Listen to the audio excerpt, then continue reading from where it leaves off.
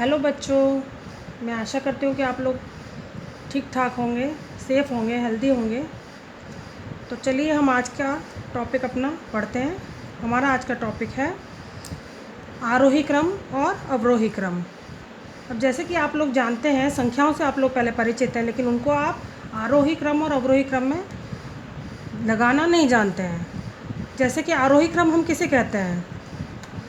आरोही क्रम बच्चों वो होता है जिसमें हम बढ़ते हुए क्रम में चलते हैं, जैसे 1 से 2, 2 से 3, 3 से 4, 4 से 5।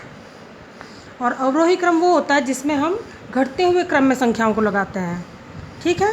अब इसको मैं आप लोगों को एक रोचक तरीके से समझाना चाहूँगी, क्योंकि छोटे बच्चे इन चीज़ों में बहुत कन्फ्यूज़ होते हैं कि आरोही क्या है, अवरोही क्या है। तो मैं आप लोगों को एक छोटी सी कहानी बताऊँगी, जिससे आप बहुत रोचक तरीके से और आपका सारा कन्फ्यूजन ख़त्म हो जाएगा कि और आरोही क्रम कैसे लगाएंगे, संख्याओं को अवरोही क्रम में कैसे लगाएंगे। तो सबसे पहले हम आपको छोटी सी स्टोरी सुनाती हूँ। पहले इसमें क्या है, एक हमारे पास देखो ये क्या है, मैंने आप लोगों के लिए एक छोटा सा मेंढक बनाया है। ये क्या है? फ्रॉग, मेंढक। अब इस मेंढक को बहुत भूख लगी है बच्चों, तो ये क्या करेगा, इसको खाना यहाँ मिलेगा तो ये ऊपर चढ़ के जाएगा। कैसे चढ़ेगा? पहले किस पे जाएगा? 1 नंबर सीढ़ी पे, फिर 2 पर, फिर 3 पर, फिर 4 पर और फिर 5 पर। अब ये पहुंच गया ऊपर जहाँ इसको खाना खाना था। ठीक। तो अब ये जो हमने बढ़ते क्रम में लगाया है, ये क्या है? ये है बच्चों आरोही क्रम। आरोही क्रम का मतलब है चढ़ना या बढ़ता हुआ क्रम। 1, फिर 2, फिर 3, फिर 4, फिर 5। ठीक, सीढ़ियाँ चढ़ गया नहीं, तो ये क्या हो गया? आरोही क्रम।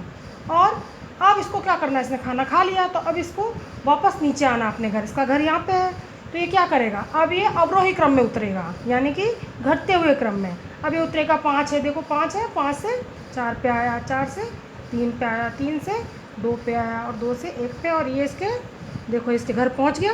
ठीक, अब समझ में आ गया होगा आप लोगों को काफ़ी।